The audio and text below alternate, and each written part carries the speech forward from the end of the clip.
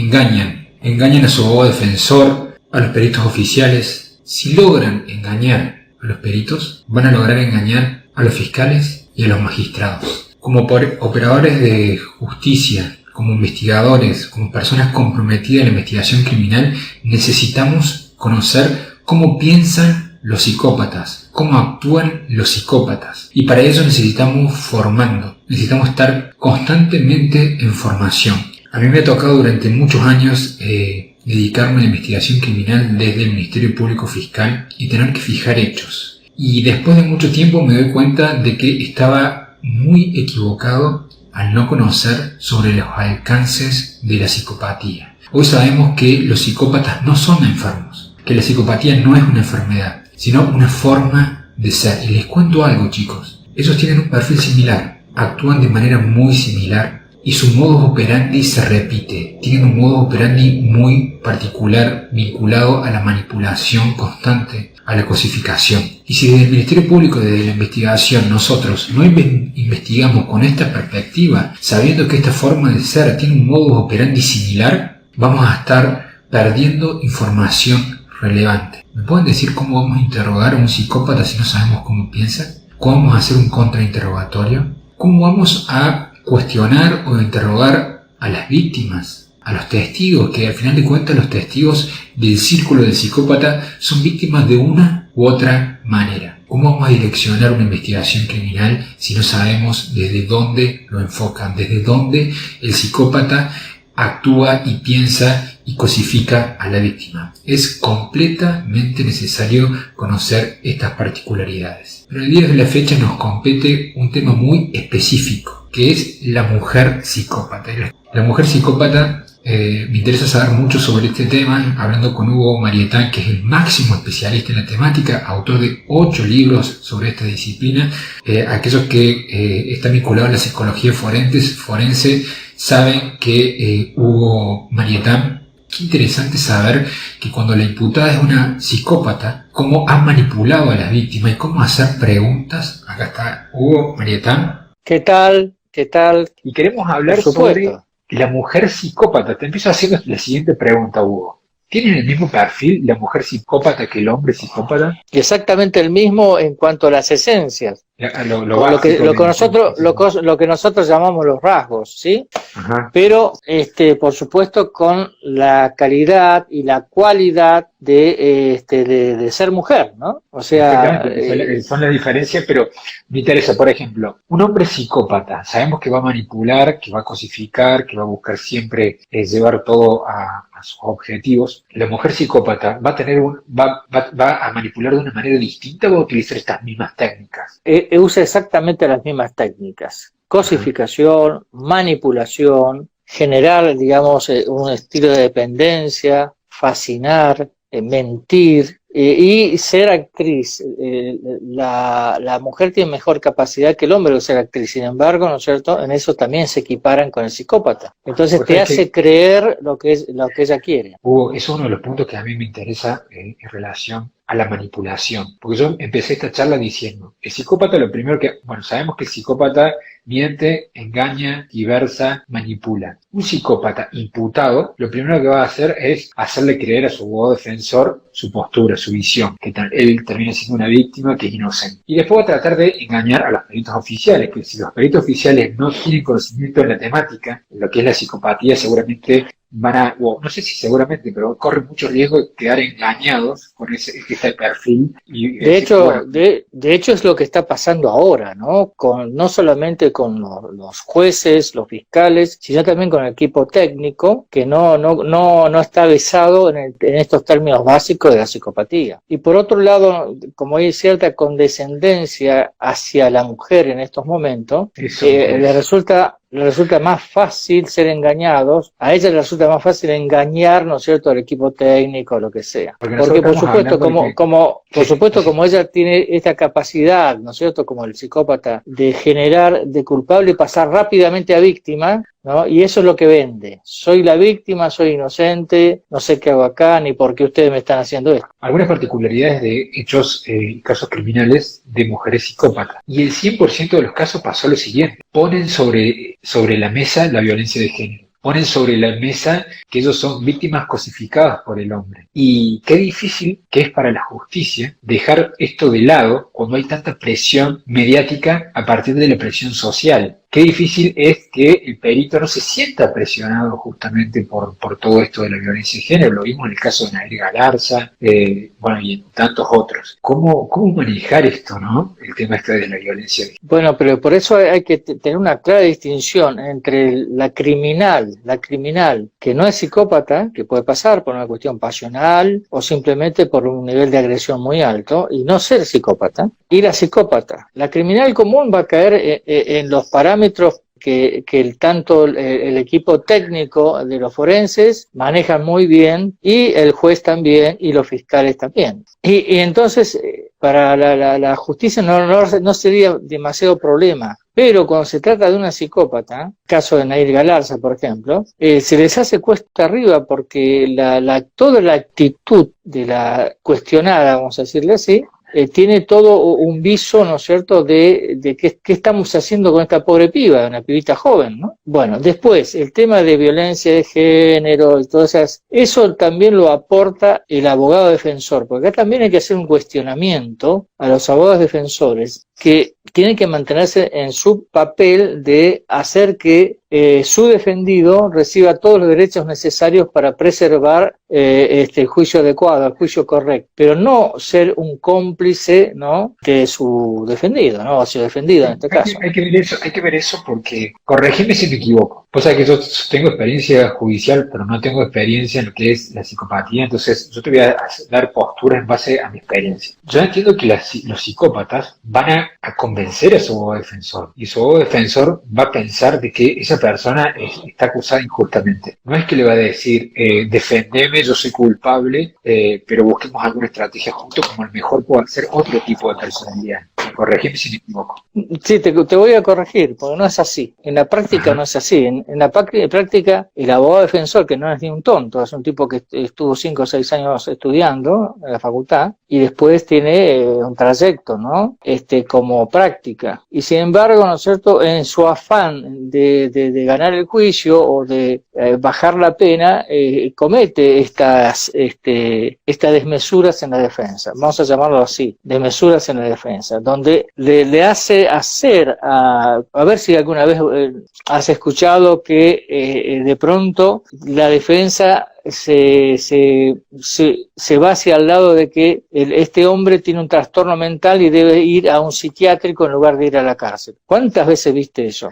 ¿Y eso de dónde sale? ¿Sale del psicópata? No, eso sale del abogado defensor, que dice, bueno, no nos queda otra herramienta más que declararte insano, y vamos a hacer todo posible. Y para eso tenés que hacer esto, esto y esto. Bueno, pero ahí sería como el abogado que está manipulando al psicópata, no el psicópata al abogado. No. Porque el psicópata siempre está tratando de zafar ahí. Él quiere zafar de la condena, quiere ser sobreseído, y si no es sobreseído, quiere tener la mínima pena posible y todas esas cosas. El psicópata siempre va a agarrar lo que le conviene. Y hoy por hoy, volviendo al tema de la mujer psicópata y el tema de la violencia de género, es algo como que van en conjunto básicamente, porque si la mujer fue que asesinó o lesionó a un hombre en este caso, y es ella la que manipuló y que manejó todo, es casi como un hecho que van a terminar argumentando violencia de género, que fue cosificada y todo lo demás. Lo vimos en esto en Nair Galarza, en el caso de Baratini, que estuvimos exponiendo hace poquito. ¿Cómo hacer, no, para no perder la objetividad de la investigación criminal por parte del Ministerio Público o el Tribunal de Juicio para juzgar el hecho sin esta presión social? Qué difícil, ¿no? No es difícil. Si el juez y los fiscales saben que es una engaña pichanga que elaboraron como estrategia de defensa. Pero ahora, si no se confunde. Porque estás diciendo, me parece que como que estás pidiendo mucho, porque estás como diciéndole que los jueces y los fiscales tienen que conocer de psicopatía, y muchas veces los peritos oficiales psicólogos. Sí, estoy diciendo eso, sí. Por eso estamos haciendo todo esto, Federico, para que los jueces se interesen también en el tema de psicopatía, los fiscales también, y también los abogados. Justamente estamos tratando hace años de injertar en la mente de los abogados el hecho de que existen los psicópatas y que tienen artimañas y tienen un factor de convencimiento mucho más alto que el delincuente común, que el criminal común, ¿no es cierto?, que todas esas cosas, ¿no? Pero fíjate una cosa, cuando nosotros hablamos de psicopatía, yo te diría el 90% de los abogados, y yo el otro día consultando, después de haber hecho tus cursos con ellos, le preguntaba, ¿vos pensás que la psicopatía es una enfermedad? Claro que sí, como la psicosis, te decían.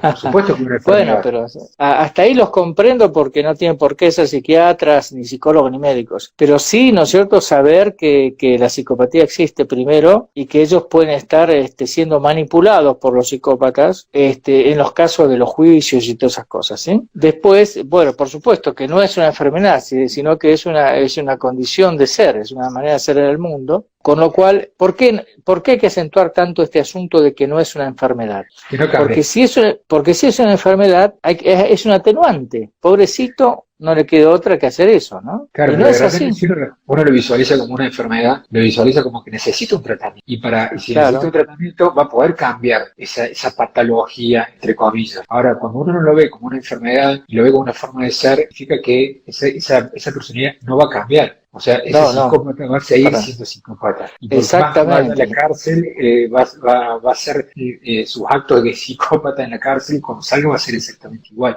Exactamente lo mismo. Bueno, eso es lo que pasa, eso es lo que pasa habitualmente, sí. El psicópata no cambia y continúa siendo lo que es, estando en la cárcel, fuera de la cárcel, siendo un bebito, siendo un tipo de la primaria, de la secundaria, adulto y viejo. Siempre va a ser lo mismo. Claro, porque es su forma de ser, básicamente. Lo que sí está, bueno, no sé si la palabra está discutido, pero yo sé que vos la tenés una concepción muy clara, pero que a mí me hace ruido, pero estaría bueno ponernos a charlar sobre el tema, es tu conclusión que nacen psicópatas. No es que por una complicación de su vida o algún trastorno que haya tenido se fue yendo para la personalidad de un psicópata, sino que nace psicópata. Y eso es muy fuerte desde el punto de vista de una doctrina jurídica o bueno, porque eso está... Hay una teoría ambientalista que ha dominado todas las esferas de la sociedad, y sobre todo también, por supuesto, la parte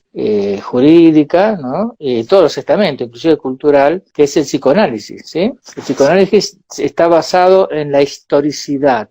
Toda patología que se presente, toda sintomatología que se presente en una persona tiene su historicidad, tiene algo que ver con el pasado y con el ambiente, ¿sí? Bueno, eso está tan metido en la cabeza de todos que no pueden salir de esa. Por eso esta batalla que estamos dando, que el psicópata no se genera con el ambiente. Hasta ahí llegamos. No es producto de un ambiente, no es producto de una mala formación, no es producto de una mala educación, no es producto de una familia disfuncional, no es producto de unos problemas económicos, o sea que tuvo un ambiente económicamente muy negativo en la infancia, en la adolescencia o donde sea, ¿sí? O tuvo hechos traumáticos, violaciones, golpes reiterados, nada de eso afecta a un psicópata. Psicópata, ¿no es cierto?, se genera sin la presión del medio ambiente. Bueno, eso es muy difícil de que se entienda por el hecho de que ya tenemos por default el hecho de que todo proviene del ambiente. Y entonces, bueno, pero en algún momento se va a dar, porque ¿qué pasó? Ponele, en una familia hay 4 hijos, criados de la misma manera, el mismo padre, misma madre, mismo ambiente económico, mismo ambiente cultural, educativo, etcétera, etcétera, etcétera. Y uno es psicópata, no son los 4 psicópatas, uno. Sí, bueno,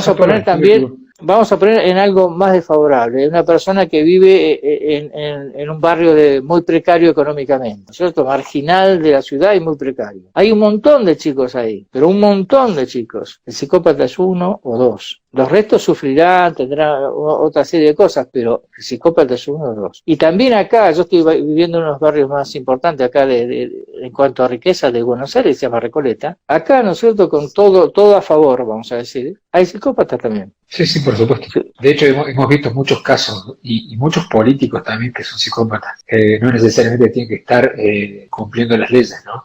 O sea que el ambiente no influye para formar un psicópata, si no sería muy fácil para ciertas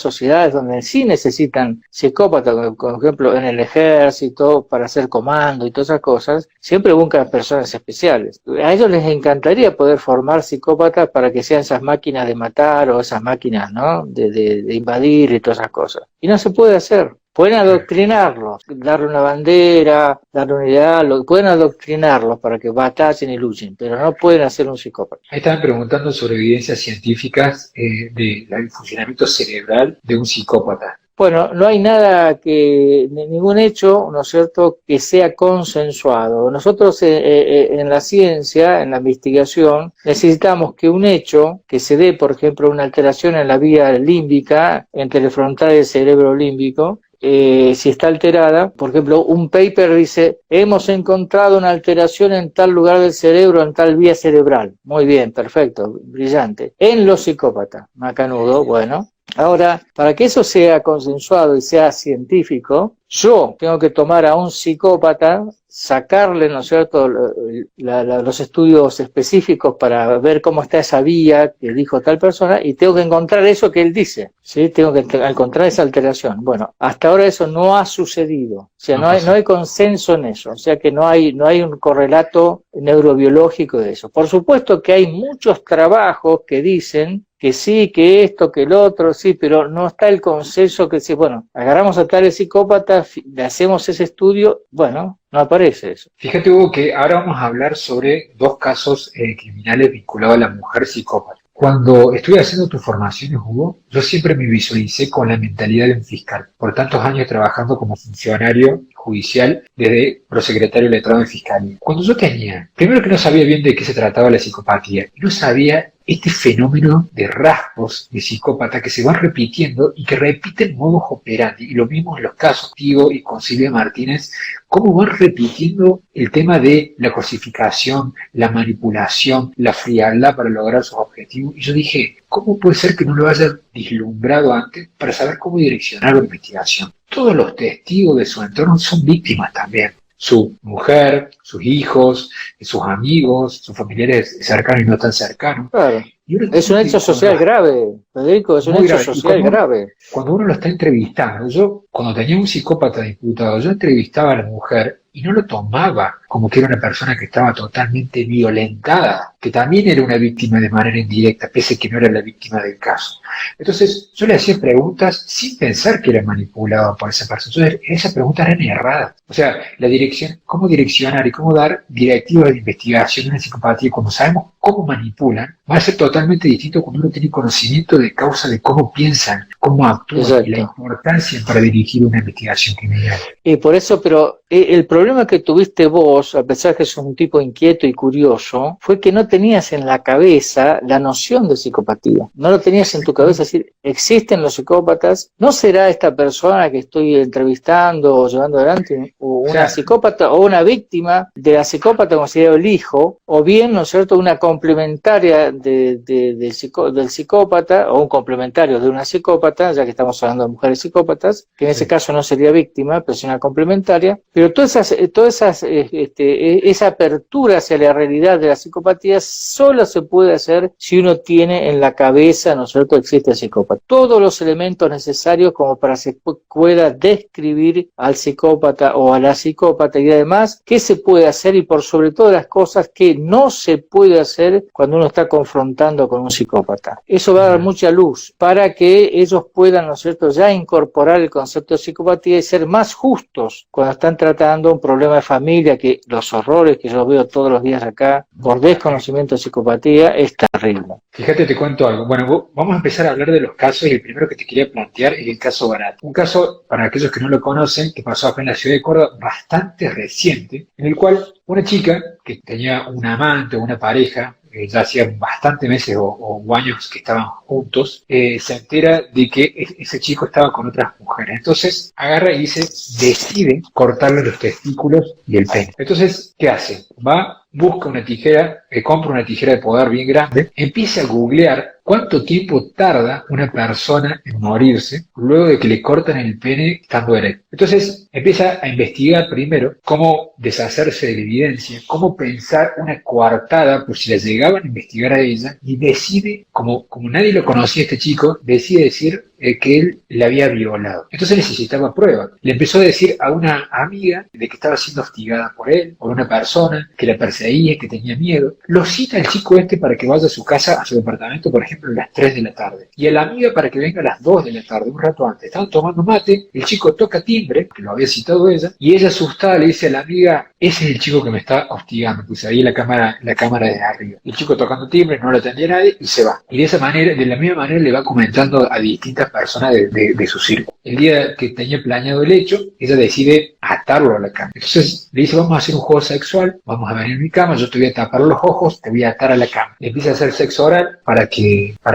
se le ponga erecto el pene, pero en ese preciso momento, él dice: no me quiero atar a la cama. Con los ojos tapados, le corta el pene, no sé si un testículo creo que fue. Por supuesto, la fiscal le decía: yo nunca vi una escena del crimen con tanta sangre. Dice: todas las paredes, todo manchado de sangre. Claro, imagínense un pene erecto largando sangre, es increíble la cantidad que va a tardar. Ella no contaba con eso, él se levanta, la alcanza a tirar, logra salir al pasillo pidiendo ayuda. Ella sale atrás diciendo: violador, me quiso violar. Golpea la puerta en un vecino, abre la puerta y resulta que justo la vecina era enfermera. Sí, no me acuerdo si era enfermera o médica, pero me parece que era enfermera. Lo salvó, No, claro. Lo salvó, pero todos los otros vecinos querían hincharlo. Lo salvó, le hizo un torniquete, le paró la hemorragia. Y en ese momento viene el novio, la pareja oficial de esta chica. Esta chica estaba con ropa interior y agarra y dice: me quiso violar. Saca una navaja y le dice al novio: mátalo, me quiso violar. El novio declara en juicio. O sea, el novio que era la mujer ideal. Esta chica era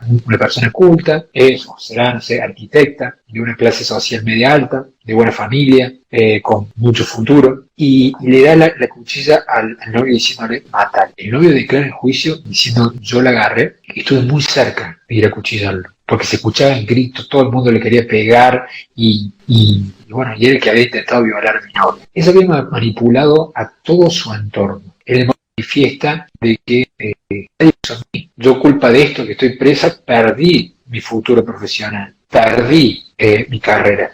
Le miento a su abogado, inicialmente un abogado reconocido de presión nazi, acá en Córdoba, le miente a su abogado defensor diciendo que había sido violado. Entonces el abogado defensor, que es muy mediático, salió en todos los medios de prensa a decir que era víctima de un abuso sexual. Cuando empieza la investigación y le sacan el diario íntimo, se fijan en su computadora que había googleado cuánto tiempo tarda en morir una persona en un proyecto y otra información más de la investigación, se da cuenta que su defendida le había mentido. ¿Sí? ¿Qué fue lo que pasó? Renunció a la causa. Vino todo defensor. Bueno, hasta dónde va el relato, te digo porque hay muchas personas que están diciendo que se te entrecorta el video. Hasta dónde va tu relato, no hay mucho para decir, solamente que lo planificó, fíjate que se puso a pensar en algo extremadamente agresivo, ¿no? Que es cortar el pelo a una persona. Es tremendo eso, cosa que la mujer, cuando se entera que ha sido infiel su pareja, tiene un montón de tipos de venganzas, hay todo como toda la gama de notas de venganza, pero ninguna va a atacar, ¿no es cierto?, algo que va a ser irreversible que él vuelva con ella, en el sentido de que una vez que le cortaste el pene, chao, ya no hay más posibilidades. O sea que siempre la mujer común busca un margen a ver qué pasa si él cambia, si pide perdón y todas esas cosas para recuperar la relación. Aquí, ¿no es cierto?, estaba manifiesto el hecho de dañarlo y de matarlo, y de dejar un mensaje claro. Es decir, también se puede agarrar el cuchillo y matarlo, ¿no es cierto?,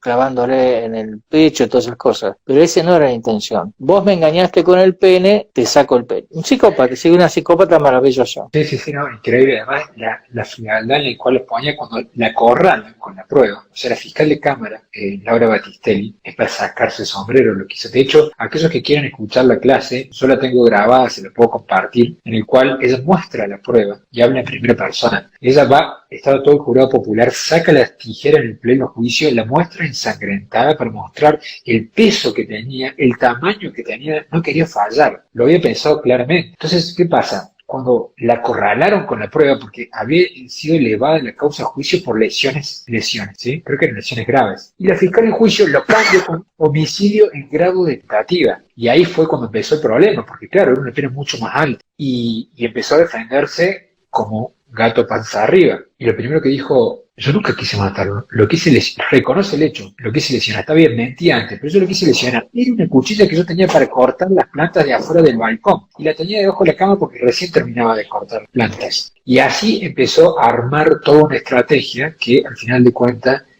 no pudo. Y si no fuera porque la fiscal cuestionó de que esta mujer haya engañado al abogado, al fiscal, a los peritos en la etapa previa al juicio, si no fuera porque lo que cuestionó, se hubiera quedado en libertad. Esta chica llegó a la cárcel, se puso de novia con la más fuerte del penal y estaba como si fuera privilegiada en el lugar. Cuenta la fiscal que le llamó la atención, todas con trencita, con rosita, todo de rosa. Bueno, el mismo caso de Galarza, que ella se presentaba como una modelo, ¿no es cierto?, en las audiencias. Y acá también, ¿eso qué indica? Que no está el efecto emocional de cualquier persona que se siente arrepentida o culpable del hecho y donde se desmorona emocionalmente, y ese desmoronamiento se nota en la cara, en el descuido, en la ropa, en todas esas cosas, en la postura. Nada de eso pasaba acá, sino se veía como una mujer que estaba en su hora de estrella. Sí. ¿Cómo hace todo psicópata? El psicópata, porque el psicópata, ¿no es cierto?, es ególatra, se ama a sí mismo y realmente cree que es un ser superior, ¿entendés? Entonces, todos esos elementos le resulta recontra fácil a una abogada, inclusive al abogado defensor, no ser engañado por eso. Primero porque el psicópata tiene una forma de hacer las cosas, una manera de hacer las cosas. En cambio, el criminal común que de pronto obra por impulso o por lo que se llama emoción violenta, hay toda una serie de torpezas y situaciones que marcan que ahí hubo un tema de emoción violenta. Acá se ve que es una mente fría, calculadora, dolosa, que fue llevando uno a uno toda la planificación. Sí, no, y además la falta de remordimiento en su hablar, no solamente en el juicio, sino es increíble. Ahí en la clase la ponemos en vivo, grabaciones que tuvo también cuando ya estaba condenada en la cárcel y salía a pedir justicia por lo que le había pasado, que era víctima de la cosificación, porque ella decía de que el chico le había sacado fotos íntimas y se le había compartido a los amigos y se había hecho viral, algo que no se mostró nunca y se investigó y no se pudo demostrar. Entonces ella quería hablar sobre la cosificación que sufrió y la reacción simplemente por lo que hizo el hombre. Pero después cuando ella habla en la cárcel, está fría. Sí. Y yo creo que lo interesante de este tipo de casos es compararlo. Es decir, en base a la información técnica y objetiva que yo puedo visualizar en este caso. Y yo lo comparo con otros casos, como de Nair Galarza, con lo que estaban comentando recién, Lorena Bobbitt Argenta, Gonzalo estaba bien decir Lorena Bobbitt Argenta, dice Gonzalo. ¿Cuáles son las características comunes que tienen ellas? ¿Cuáles son las estrategias comunes que ponen de estrategias defensivas? Y a partir de eso, cuando nosotros conocemos esos parámetros y estamos encargados de la investigación criminal, podemos saber cómo van a actuar ellos, cuáles van a ser su postura defensiva, cómo van a engañar, cómo van a obstaculizar la investigación. Pero si nosotros no analizamos estos casos comunes y no conocemos lo que es este fenómeno o estos rasgos que tienen los psicópatas, nos vamos a perder mucha información, mucha información. Exactamente, sí. Sí, sobre todo también hay un cómo, una forma con lo que los psicópatas hacen las cosas. Es como que hay un patrón, ¿no?, que se repite. Y una vez que uno domina el patrón, a través de lo que los rasgos, el descriptor de rasgos de psicópatas, cuando uno tiene en la cabeza ese descriptor de rasgos psicopáticos, le resulta fácil ir viendo la realidad que está mostrando el delincuente o lo que sea, y ir incorporándolo a ese descriptor. Entonces, bueno, estamos frente a un psicópata. Y ahí cambia todo la postura, tanto del perito, no tanto del fiscal, tanto del abogado, incluso del juez mismo, ¿no? El tema de las conclusiones para para que el Ministerio Público o el Tribunal de Juicio sepa que es un psicópata. Se diagnostica, la palabra Se está mal. describe, se Se describe. describe en una pericia psicológica que dice que tiene rasgos Sí. psicopáticos o que es psicópata, porque hay una diferencia muy grande en eso. No. Primero que los rasgos siempre están determinados por las acciones, no por lo que dice el psicópata, porque el psicópata es un mentiroso tremendo, es un artista de la mentira, y si nosotros le hacemos cuestionarios de preguntas, le preguntamos cosas a él y tratamos de sacar deducciones a través de la respuesta de él, vamos a estar totalmente equivocados, porque nos va a mentir y él va a tratar de saber por dónde nosotros, hacia dónde vamos para acomodar la respuesta a lo que vos estás pensando que él va a decir. O sea que los cuestionarios no sirven, pero sí sirven las acciones. Por eso es importante el descriptor, porque se toman las acciones, ¿no? ¿Qué hizo? ¿Cómo lo hizo? ¿No? Y qué hizo después de hacer esa acción y qué hizo previamente ante la acción. En el caso que comentaste vos con detalle, el caso previo, ella estudió cuánto tiempo tardaba en desangrarse, estudió qué elemento tenía que usar para cortar el pene, estudió cómo zafar ese asunto, qué decir, qué no decir, adiestró a la amiga como para que decirle, mira, hay un tipo que me acosa y fíjate, ese que está ahí abajo tocando el timbre, así, todo lo previo no tiene nada que ver con la conducta de una mujer común que es asediada por un varón, que es un hecho natural, ser asediada obviamente, ¿no es cierto? Pero el matiz que ella le da a ese asedio, a ese deseo sexual, es, ojo que este tipo es peligroso y vos me servís de testigo, ¿no? Después, ¿cómo hizo el hecho de hacerlo, ¿no? A ver, hay que agarrar una tijera, hay que agarrar, cortar el pelo. Previamente hacérselo erectar y después cortárselo. Y todo el formato, y después qué hacer y qué no hacer. Bueno, todo eso corresponde, ¿no es cierto?, uno a uno a los rasgos de la psicopatía a través de la acción, no de lo que ella dice, porque ella fue mintiendo, hasta que de pronto la fiscal no se comió la galletita y dijo, no, acá hay algo que no va, que no cuaja. La acción de esta mujer es distinta a lo que está diciendo. Exactamente. Te voy a pedir que hagas una comparación del caso que hablamos recién con el de Nair Galarza. Bueno, ahí también estamos en la misma, ¿sí? Fíjate que la mente fría, tanto de una como de la otra. Porque Nair se entera de que esta persona la va a dejar, este muchacho la va a dejar, y lo hace ir a él, porque estaba en la moto, estaban viajando en la moto de él. Entonces tengo que pasar por mi casa, y lo hace ir hasta la casa, donde ahí toma la 9 milímetros del padre,